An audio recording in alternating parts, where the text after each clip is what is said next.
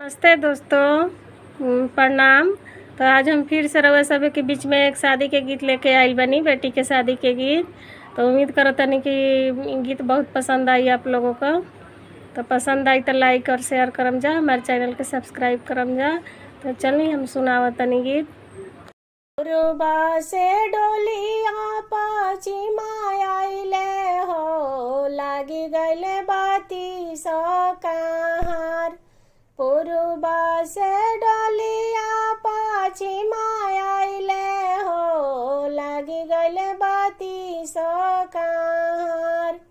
जब डोलिया आइले पीपरा तारा हो, पीपरा पाता जरी जस।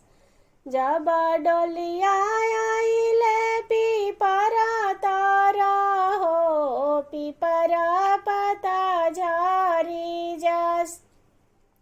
दुआरा से पापा रोवाता पूछे हो, कहाँ गइली बेटी हमार। दुआरा से पापा रोवाता पूछस हो, कहाँ गइली बेटी हमार। घर में से मम्मी रोवाता आइली हो, दियली पापा समझाए।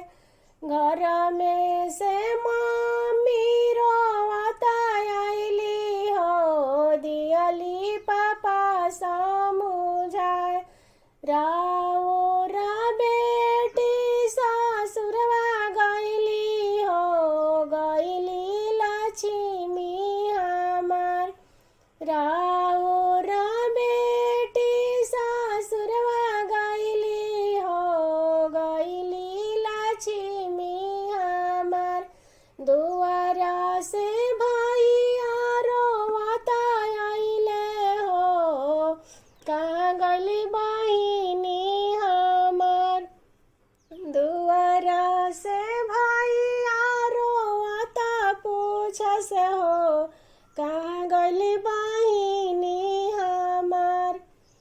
घर में से भाभी हंसता आइली हो, दियली भैया समझाए।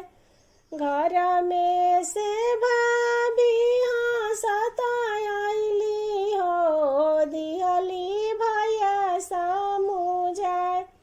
राउरा बेटी ससुरवा गइली हो, गइली जीवा के जंजाल। राउरा बेटी ससुरवा गइली हो, गइली जी। राउरा बहिनी ससुरवा गइली हो, गइली जीवा के जंजाल। राउरा बहिनी ससुरवा गइली हो, गइली जीवा के जंजाल।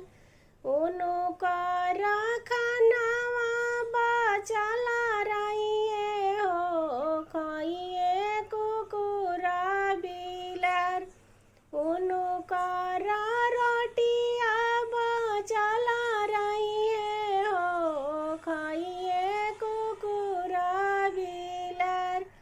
उनु कर कपड़ा पोतन होइए हो, लिपबो चुलिया दुआर।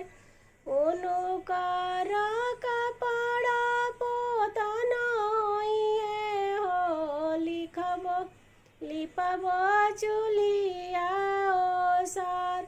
लिपबो आंगना ओसार। अगर मेरी वीडियो पसंद आई होगी तो लाइक और शेयर कीजिए, मेरे चैनल को सब्सक्राइब कीजिए और मेरी वीडियो देखने के लिए बहुत बहुत धन्यवाद।